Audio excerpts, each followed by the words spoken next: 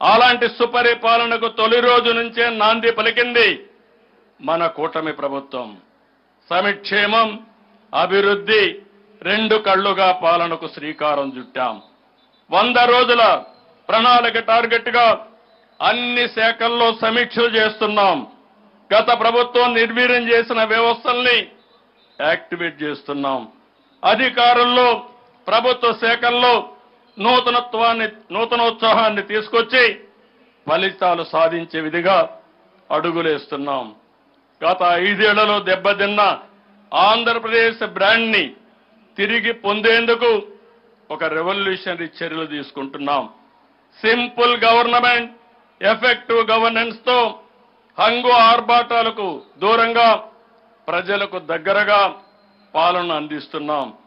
సమాజమే దేవాలయం, ప్రజలే దేవుళ్ళని నమ్మి ఆదరించిన నందమూరి తారక రామారావు గారి అడుగుజాడల్లో ఈ ప్రభుత్వం పయనిస్తుంది.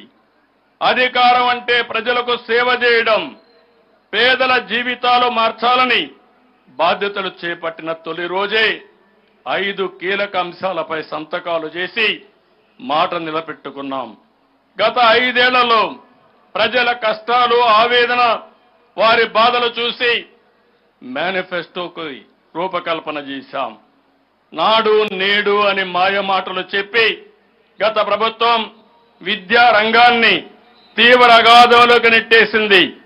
రంగుల మోజుతో పాఠశాలకు పార్టీ రంగులు వేసుకున్న నాటి ప్రభుత్వం విద్యా ప్రమాణాలకు తిలోదకాలిచ్చింది.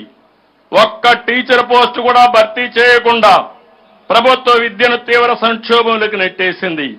ఎన్నికల్లో ఇచ్చిన హామీ మేరకు అధికారంలోకి వచ్చిన వెంటనే బాధ్యతలు స్వీకరించిన తొలి రోజునే 16,340 పోస్టులతో మెగా డిఎస్సిపై తొలి సంతకం చేసి మా ప్రభుత్వం చిత్తశుద్ధి నిరూపించుకున్నాం. ఇప్పటికే ప్రక్రియ మొదలుపెట్టాం. ప్రజలకు భూమితో ఉండే అనుబంధం విడదీయరానిది. ప్రతి కుటుంబానికి భూమి అనేది ఒక భరోసా, వారి బిడ్డల భవిష్యత్తుకు ఆసరా. అందుకే ప్రతి ఒక్కరూ భూమిని ప్రాణంగా చూసుకుంటారు. ఒక్క గజం అన్యాక్రాంతమైన తట్టుకోలేదు. అయితే గత 5 ఏళ్ల కాలంలో మన రాష్ట్రంలో ఎప్పుడూ లేని విధంగా జరిగిన భూ కబ్జాలు, దోపిడీలు, రికార్డుల మార్పు, రీసర్వేతో తెచ్చిపెట్టిన కొత్త కష్టాలతో ప్రజలు తీవ్ర సంక్షోభంలో చిక్కుకున్నారు. పట్టాదారు పాస పుస్తకాలు, సర్వే రాళ్లపై బొమ్మలకు 700 కోట్ల రూపాయలు తగలేశారు. ల్యాండ్ టైటిలింగ్ యాక్ట్ తో ప్రజల ఆస్తులకు భద్రత లేకుండా చేశారు. మన రాష్ట్రంలో ఎన్నడూ లేని స్థాయిలో భూ సమస్యలు సృష్టించి ప్రజల్లో తీవ్ర అశాంతికి కారణమయ్యారు. అందుకే ఈ సమస్యలు పరిష్కరించేందుకు 2వ సంతకంతో ల్యాండ్ టైటిలింగ్ యాక్ట్ రద్దు చేశాం. మొదటి కేబినెట్ లో ఆమోదించి మొదటి అసెంబ్లీలోనే ఆ నల్ల చట్టాన్ని రద్దు చేశాం. రాష్ట్రంలో సంచలనం సృష్టించిన మదనపల్లి ఫైల్స్ ఘటన అనంతరం వెల్లువెత్తిన బాధితుల ఆక్రందనలు చూసిన తర్వాతనే రాష్ట్ర స్థాయిలో కూడా భూ బాధితుల కోసం మీ భూమి మీ హక్కు పేరుతో రెవెన్యూ సదస్సు నిర్వహించాలని ప్రభుత్వం నిర్ణయించింది. భూ సమస్యలపై బాధితులు ప్రభుత్వం చుట్టూ తిరగడం కాదు, ప్రభుత్వమే ప్రజల వద్దకు వెళ్లి సమస్య పరిష్కరించాలనేది మా ఉద్దేశం. మాది పేదల ప్రభుత్వం, పేదల సేవలో ఎప్పుడూ ముందుండే మనసున్న ప్రభుత్వం. అందుకే ఎన్ని ఆర్థిక సమస్యలు ఉన్నా ఇచ్చిన మాట నిలబెట్టుకోవడం ప్రకారం పింఛన్లు పెంచి ఇవ్వాలని నిర్ణయం తీసుకుని అమలు చేశాం. పేదల సేవలు అనే కార్యక్రమం ద్వారా పింఛన్ మొత్తాన్ని పెంచి ఇంటి వద్దే పంపిణీ చేస్తున్నాం.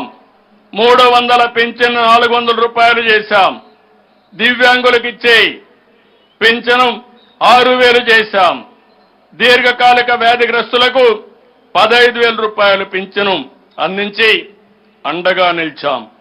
ఎన్నికల్లో ప్రకటించినట్లు పెంపును ఏప్రిల్ నుంచి అమల్లోకి తెచ్చి 7,000 రూపాయలు పింఛను మొత్తాన్ని జూలై 1వ తేదీన లబ్ధిదారులకు అందజేశాం. ఆగస్టు 1వ తేదీన తొలి రోజే 97% పైగా పింఛన్లు పంపిణీ చేసి రికార్డు సృష్టించాం. వాలంటీర్లు లేకపోతే పింఛన్లు సాధ్యం కాదని, పంపిణీ సాధ్యం కాదని నాటి ప్రభుత్వం 36 మంది వృద్ధుల ప్రాణాలు తీస్తే మీ కూటమి ప్రభుత్వం అసాధ్యాన్ని సుసాధ్యం చేసి చూపించింది. పేద ప్రజలకు ఆర్థిక భరోసా ఇచ్చేందుకు ప్రతి నెల 2,737 కోట్ల చొప్పున ఏడాదికి 33,000 కోట్లు, 5 ఏళ్లలో 1,64,000 కోట్ల రూపాయలు కేవలం పింఛను కోసమే ఖర్చు చేస్తున్నాం. వృద్ధులు, దివ్యాంగులు, అభాగ్యులకు ఆర్థిక భరోసా మాకు ఆర్థిక భారం కాదని, పేదల సేవలో మేము ఎప్పుడూ ముందుంటామని